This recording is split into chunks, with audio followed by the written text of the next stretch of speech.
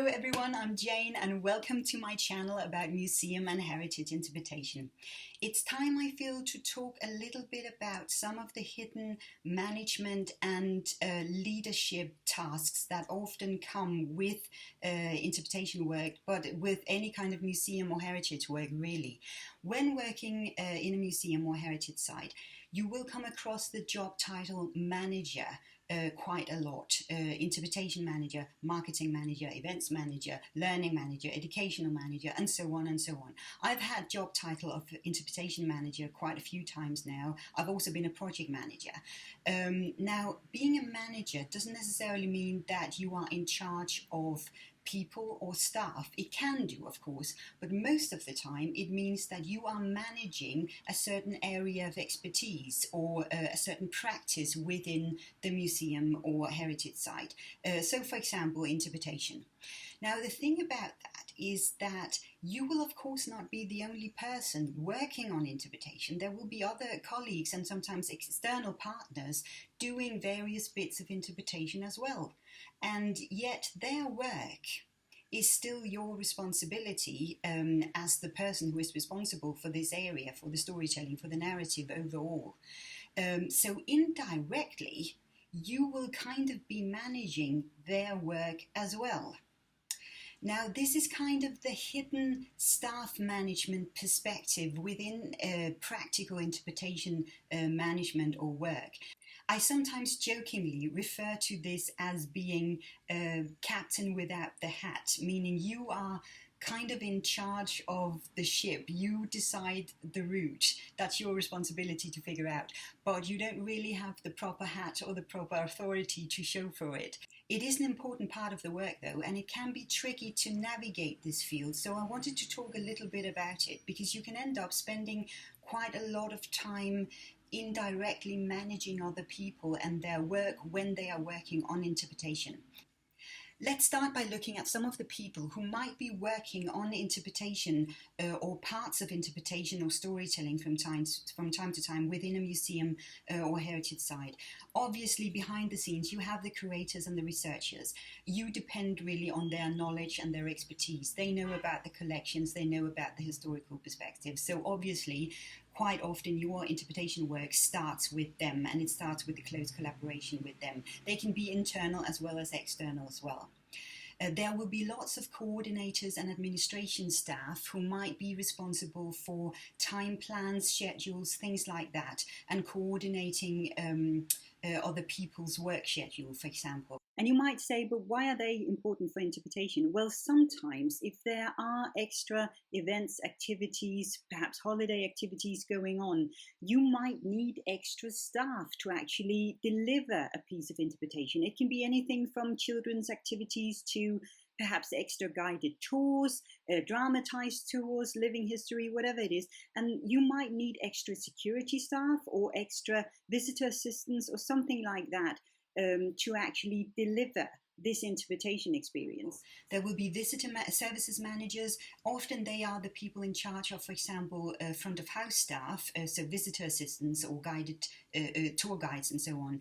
So sometimes you might actually be working very closely with them on how their staff will be delivering and performing various interpretation activities. Marketing managers is a huge thing when it comes to selling and advertising a piece of interpretation or storytelling or narrative. What are we actually using to attract visitors here? How do we make sure we attract the visitor groups we want to attract? How do we reach them? How do we communicate with them? Learning educational managers, whether it be formal or informal learning, there will be interpretation and storytelling perspectives here that you will be working with learning and interpretation people on. Events managers, sometimes when doing an event, a reception, it can be a wedding, a dinner, whatever it is, there will be interpretation and storytelling elements as well, because quite often people have chosen to have their event, whether it be a private event or perhaps a work-related event, at a historical site for a very specific purpose. They would want to know a bit about the history. They would want to have perhaps a little bit of entertainment or a little bit of historical activities as part of their event. There will of course be designers. This goes for especially when doing exhibition interpretation. They can be external as well. Visual designers, digital designers working on digital content, and of course there can be quite a lot of volunteers as well, which is a completely different area of management. But sometimes there will be volunteers working on interpretation and storytelling, and usually they can be quite keen because they have a sort of personal interest in a place or in the history of a place. Moving on to front of house staff, these are the people really who deliver the storytelling. They can be tour guides. Sometimes you're working very closely with them on the delivery, sometimes also the research aspect of a certain guided tour. Sometimes visitor assistants are the ones doing guided tours as well, or presenting storytelling activities or events. It can also be, for example, handling object stations within an exhibition space or something like that. Receptionists are often asked about, so what's going on today? What sort of events do you have at the museum today? The same goes for security staff, even though this is not really what they were meant to be doing. Visitors will approach them if they see them and ask them, do you know where I find this and that? Do you know if I can participate in this particular event or activity?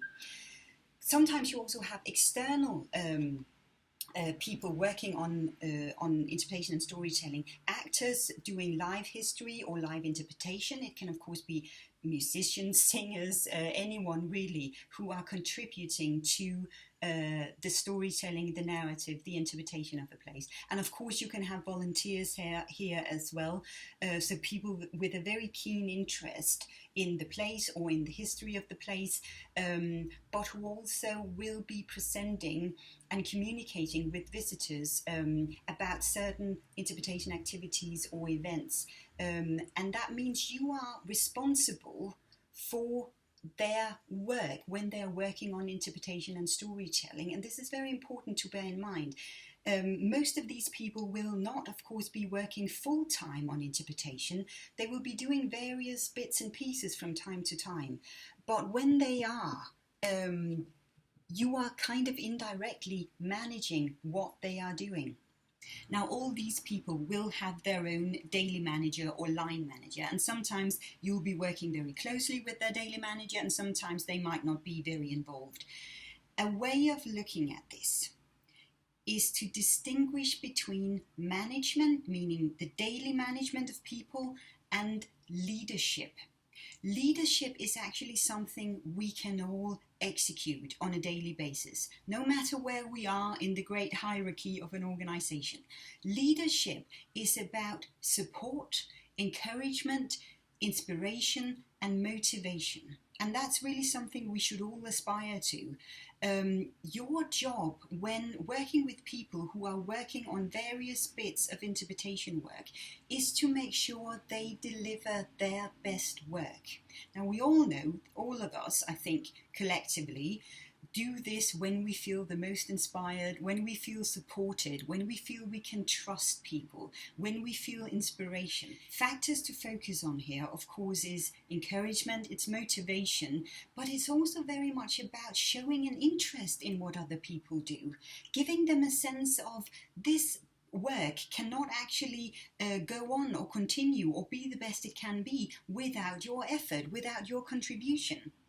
There are lots of internal psychologies behind interpretation practice, because interpretation essentially operates between knowledge, between curatorial expertise, between experience, learning, between marketing, project management, events, activities, and of course audiences. They are very much part of this experience as well. You have to be able to read, to listen to act and respond to all these different voices working on a project.